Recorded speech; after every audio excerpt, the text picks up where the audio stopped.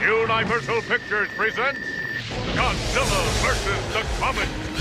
Run away, it's Godzilla!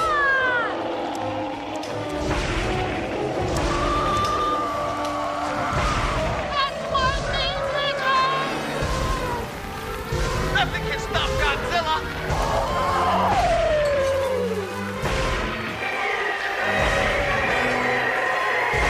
Seems the superheroes are ineffective in combating the monster.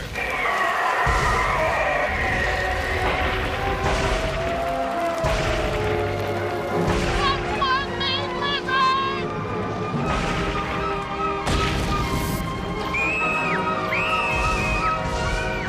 Let's look!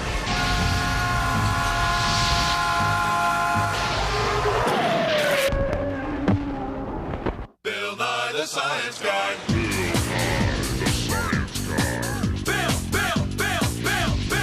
Bill Nye the Science Guy. Science rules. Bill Nye the Science Guy. Inertia is a property of matter. Bill Nye the Science Guy. T minus 7 seconds. Bill Nye the Science Guy. You and I live on a planet with a moon. Now, there are lots of planets with moons, and they all orbit the sun. But they're not the only things orbiting the sun. There are also tons and tons of rocks and ice, comets and meteors. When you see a streak of light in the sky, well, that's a chunk of rock burning up in the Earth's atmosphere, a meteor.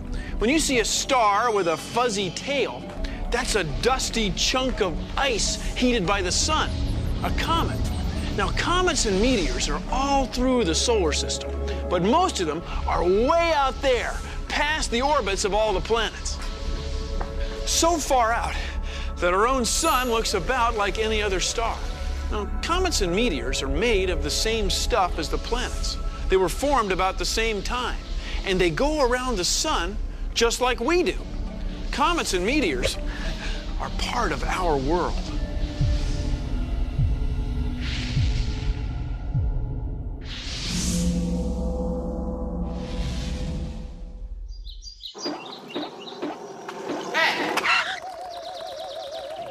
What you got? Nothing? That's Tickle Me Meteorite, isn't it? Nuh-uh. Come on, let me see it. No way! Get your own! Aw, please. He's so groovy, he's out of sight. He's Tickle Me Meteorite. Yes, it's Tickle Me Meteorite. You just pull his nose. I have existed since the beginning of the solar system. Here, let me try. Comets and meteors travel vast distances in space. Let me hold him. Occasionally, meteors impact planets and moons, leaving deep craters on the surface. There is a theory that a meteor impact led to the extinction of the dinosaurs. He's Tickle Me Meteorite. It's Tickle Me Meteorite. Catch it fast before this offer burns up and disappears.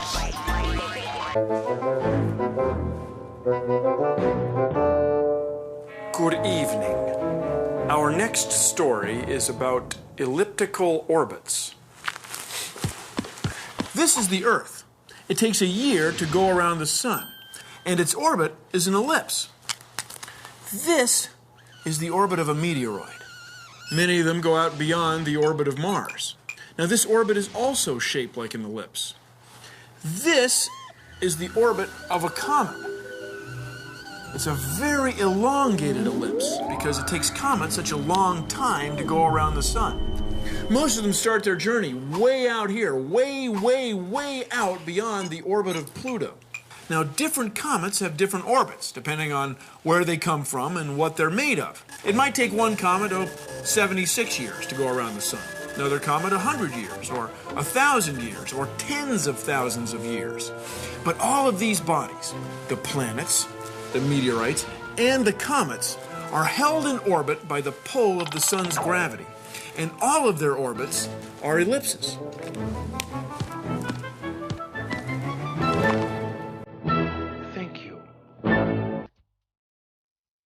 Hey. Comets travel in paths around the sun called orbits. But a comet's orbit is in a circle. It's a shape called an ellipse. What? An ellipse. Could you say that one more time? Ellipse. Gotcha. You can make an ellipse at home. Take 2 push pins and stick them about 30 centimeters apart on a piece of paper. Make sure you've got cardboard behind the paper.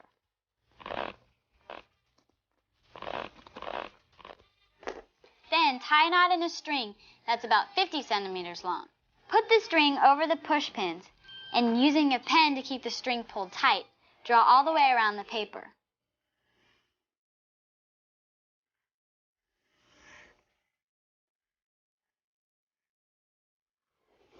Comets travel around the sun in paths shaped like this. It's an ellipse. What? Knock it off. Recently, scientists photographed a string of comets slamming into the planet Jupiter. They started out as one big comet, but the pull of Jupiter's gravity is so strong, it broke them up into smaller chunks. Now, I say small, they were each a few kilometers across, and they slammed into the planet at over 60 kilometers a second, leaving big black spots the size of the Earth. The size of the Earth! Now, if one of those cometary chunks had hit our planet, well, we wouldn't be standing here talking right now, I can tell you that. Now, this photo opportunity on Jupiter wasn't a big surprise. See, scientists saw it coming and charted its course for years, which is good. Because if we can predict the orbits of comets, then we can figure out whether we're in the clear or we should start worrying. So right now, as far as we can tell, we're in the clear for the next 1,000 years or so. Meteoroids are chunks of rocks and metal that orbit the sun. Comets are chunks of ice and dust that also orbit the sun. Excuse me.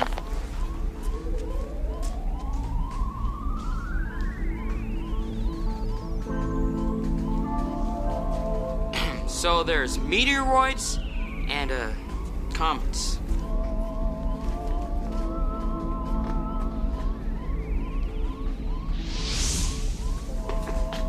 Excuse me. When you see a rock fall out of the sky and land on the Earth, you know it's a meteorite. Now, the first thing you do when you analyze any rock is look them over. You can see that the edges are rounded and they're deep pock marks caused by the friction of passing through the Earth's atmosphere. On top of that, it's magnetic. It's made of metal. Now, this one has hardly any metal in it at all. This one turns out to be a combination of both rocks and metals. We know because we sliced it in half and polished it. You can see that this doesn't look like any of the rocks we find on Earth. Now, these over here don't look like any of the other 3. It turns out that both of these are from Mars. The meteorites. And there were signs and portents in the sky. People from coast to coast began seeing something up there. Visitors from outer space.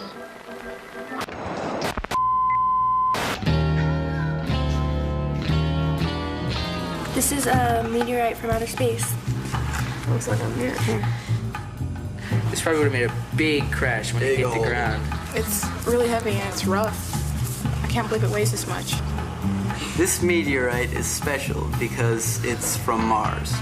We know it's from Mars because it has little bitty pockets that have gases from Mars. Micrometeorites are so common that hundreds of millions of these fall to the Earth every day. And you can find them in rainwater and in your backyard. Congratulations, you found a micrometeorite. It gives you a weird feeling holding things that have been flying through space for billions of years.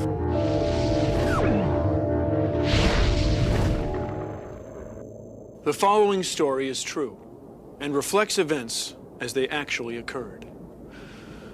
Once upon a time, a rock was orbiting the sun. Oh, about the time the solar system was formed. Then, one day, 16 million years ago, The rock slammed into the surface of Mars with enough force to knock a piece of the Martian ground into space, with enough speed to escape the pull of the planet's gravity, with enough speed to escape the planet's gravitational pull. Eventually, it crossed the path of the Earth's orbit at precisely the moment the Earth was passing through that sector of space. The rock came hurtling into the Earth's atmosphere, and aerodynamic drag caused the surface of the rocky meteoroid to ablate. To burn up, because it was hot. Ablate. A tiny fragment of that meteoroid made it almost all the way to the surface of the Earth, 2/3 of which, I remind you, is covered with ocean. 2/3 covered with ocean. Yet that meteorite found its way to a narrow strip of land near Nakhla, Egypt, where an unsuspecting dog happened to be going for his daily walk. The meteorite hit the dog and killed him, like that. Let's face it, my friends, that was one doggone unlucky dog. And as we say in science, he never knew it hit him. I remind you, this story is true.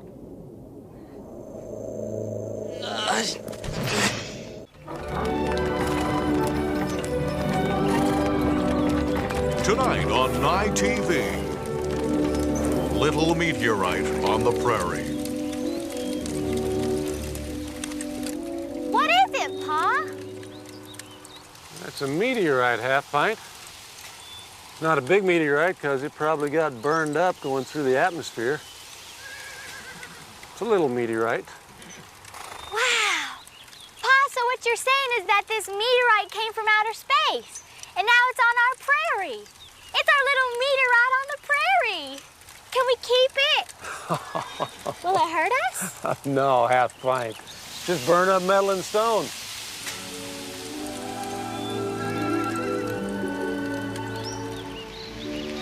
You think it's got any iridium in it? That might have, Brian, it might.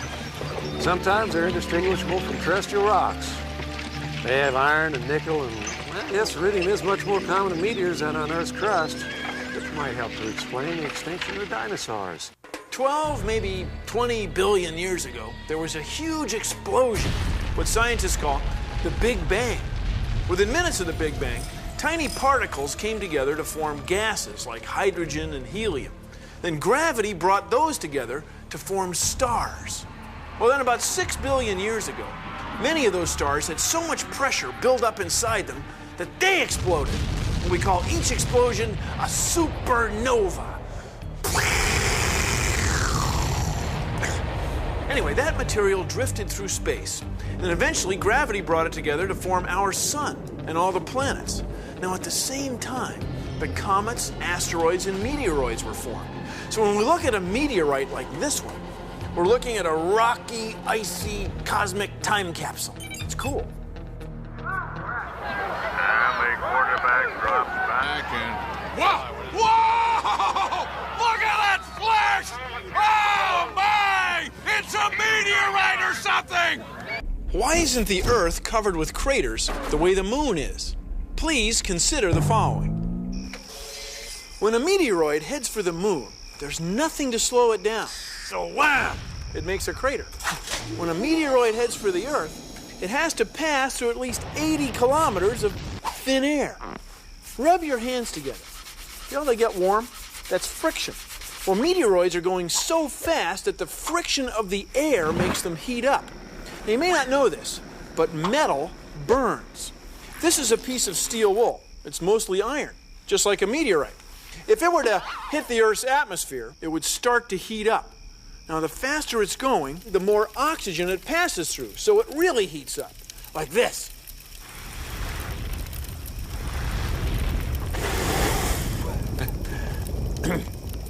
Now, most of the meteoroids that hit the Earth's atmosphere burn up completely, but not all of them. See, you can still find meteoroid craters on the Earth's surface if you know where to look. Like, this is Meteor Crater in Arizona. This is Manicouagan in Quebec, Canada. This is Karakul in Afghanistan in Asia. And this is Basumtwi in Ghana, Africa. Now, these meteorite craters are huge, and there's still hundreds of them on the Earth's surface. But wind, water, ice, and volcanoes help smooth them over. See, every planet and moon in the solar system has been hit with meteorites. But not all of them have a nice atmosphere to protect them. Well, thank you for joining me on Consider the Following. When comets and meteors hit a moon or planet, they can leave a crater. You can see craters on the face of the moon. Excuse me.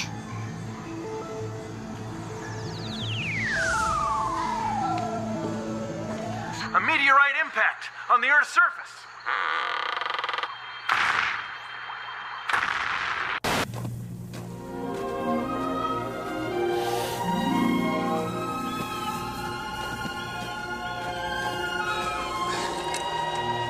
So how do we know that this big hole, this crater, was made by a meteorite?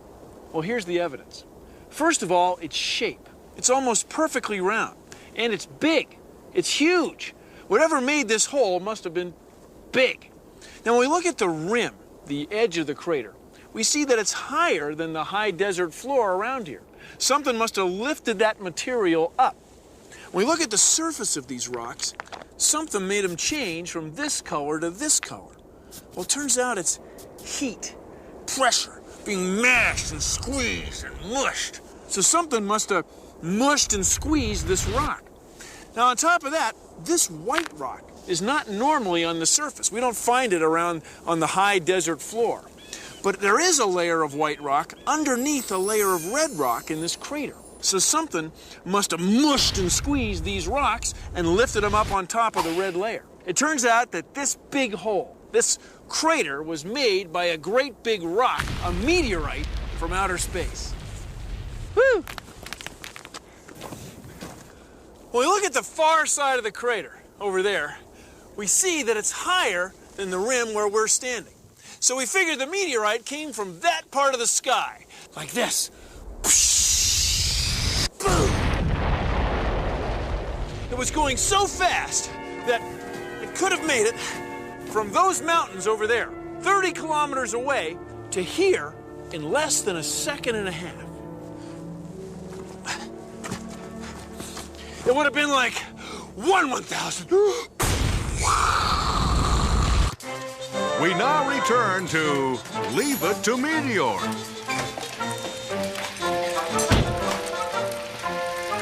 Ah, geez, Meteor. Why do you gotta go lugging around that hunk of rock? It's not just a rock. It's a meteor. Besides, I like playing with it. It's only a meteor when it's in the atmosphere. After it lands, it's called a meteorite. I know, Wally. But if my nickname were Meteorite, the kids would razz me for being a goof. Who's the goof now? Dad's gonna burn up like space dust entering the Earth's atmosphere. It's Comet Hale-Bopp. We were able to see it for about 3 weeks. But by the time you see the show, the comet will be gone. Long gone.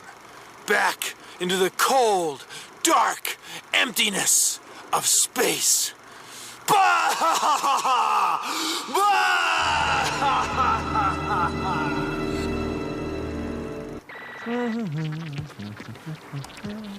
Huh. Hi, I'm Bill.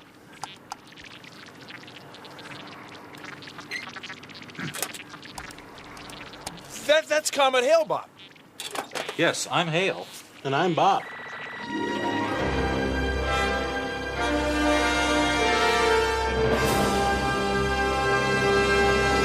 It's ice that makes comets different from asteroids and meteoroids. As a comet gets near the sun, the heat of the sun and the solar wind vaporizes the ice and makes a stream of charged gas particles we call the ion tail.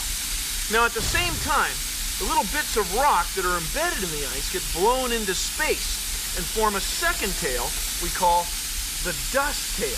It's made of thousands and thousands of tiny meteoroids that orbit right along with the comet. So we end up with an ion tail that points straight away from the sun and a dust tail that's a little bit curved. So we get two tails from one comet. It's two tails from one. An asteroid is a big chunk of rock in space that never became part of a planet. A small asteroid is called a meteoroid. Now, if a rock enters the Earth's atmosphere and starts to burn up and leaves a bright streak in the sky, we call it a meteor. If a piece of that rock lands on the Earth's surface, well, then we call it a meteorite. Asteroid, meteoroid, meteor, meteorite, right?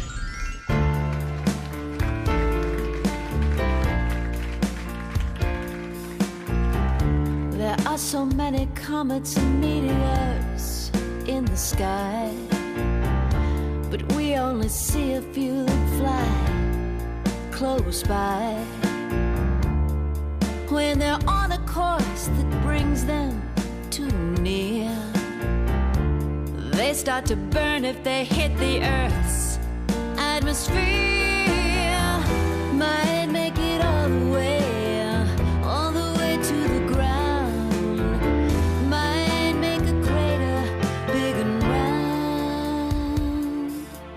Comets and meteors got me looking up into the sky now.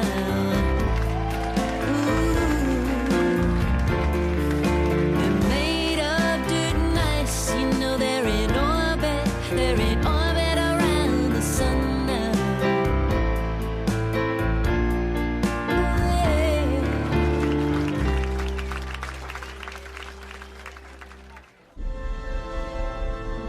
Well, that's our show. Thanks for watching. If you'll excuse me, I've got some subcrustal crater cartography to collate. See ya! Produced in association with the National Science Foundation. Did you ever make a wish on a shooting star? Well, guess what? They're not stars at all. They're meteors.